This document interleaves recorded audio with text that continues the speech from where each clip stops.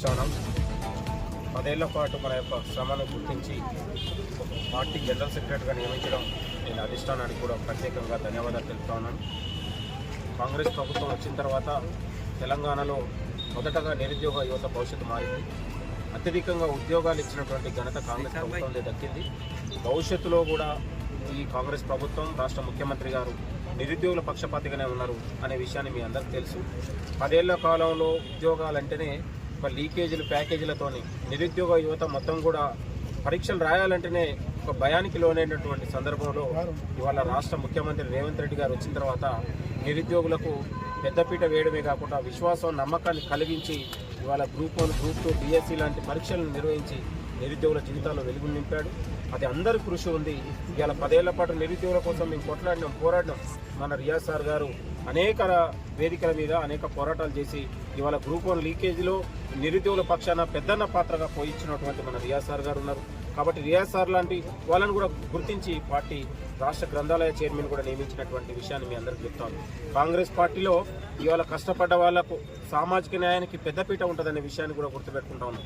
మిగతా ఏ రాజకీయ పార్టీలో కూడా ఇలాంటి సాంప్రదాయాలు కానీ ఇలాంటి ఎక్కడ కూడా ఉండదు. ఇది కాంగ్రెస్ పార్టీ అంటేనే నిరుద్యోగులకు, యువతకు, సామాజిక కులాలకు అందరికీ కూడా కష్టపడ్డ వాళ్ళకు ఎవరికి కూడా అన్యాయం జరగకుండా చూస్తానడానికి నాలాంటి వాళ్ళ నిదర్శనంగా మీ అందరికీ గుర్తు చేస్తూ భవిష్యత్తులో కూడా తెలంగాణ దిశను మార్చే విధంగా కాంగ్రెస్ పాలన ఉంటుంది. భవిష్యత్తులో తెలంగాణలో మారి ఉద్యోగాల కల్పన కోసం కూడా రాష్ట్ర ముఖ్యమంత్రి గారు కూడా కృషి చేస్తూ ఉన్నారు.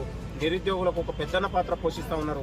ఇలా కాంగ్రెస్ ప్రభుత్వం వచ్చిన తర్వాత మొదటగా మహిళలకు, కార్మికులకు, యువతకు, రైతులకు పెద్దపీట వేసి వాళ్ళ జీవితాల్లో వెలుగు నింపినటువంటి ఘనత మనకు అందరికి దక్కింది.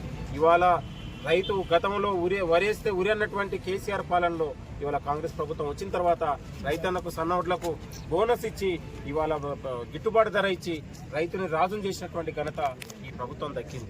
ఇవాళ మహిళలకు ఇవాళ రైసు మిల్లులు, పెట్రోల్ బంకులు, వివిధ క్యాంటీన్లు, సహకార సంఘాలకు చేయూతనందించి ఇవాళ 1 కోటి మంది మహిళలకు కోటీశ్వరులు చేయడానికి ఈ ప్రభుత్వం గొప్ప కార్యాచరణ పూర్తి చేసిందనడానికి సాక్ష్యం. ఇవాళ 17 నెలల్లోనే ఇవాళ దాదాపు 60,000 ఉద్యోగాల భర్తీ జరిగింది. దేశంలో బహుశా ఎక్కడ జరగలేదు. ఇలాంటి చెప్పుకపోతే కొన్ని వందల కార్యక్రమాలు ఈ ప్రభుత్వం శ్రీకారం చుట్టబోతుంది. తెలంగాణ దిశను మార్చే విధంగా విజన్ 2040 అనే ఒక విజన్ పెట్టుకొని తెలంగాణను మొత్తం కూడా యువతకు, డిగ్రీ చదువుకున్న యువతకు ఉద్యోగాలు రావాలనే ఒక సంకల్పంతో, లక్ష్యంతో ఈ ప్రభుత్వం ముందుకు పోతా ఉంది. కాబట్టి తెలంగాణ సకల జనుల ఆశయాలు ఇవాళ ఇదే రోజు గద్దర్ గారి జయంతి, గద్దర్ గారి పేరు మీద నంది అవార్డులు, సంవత్సరాల తరబడి ఉన్నటువంటి నంది అవార్డులని తొలగించి గద్దర్ అవార్డులు పెట్టడం అంటేనే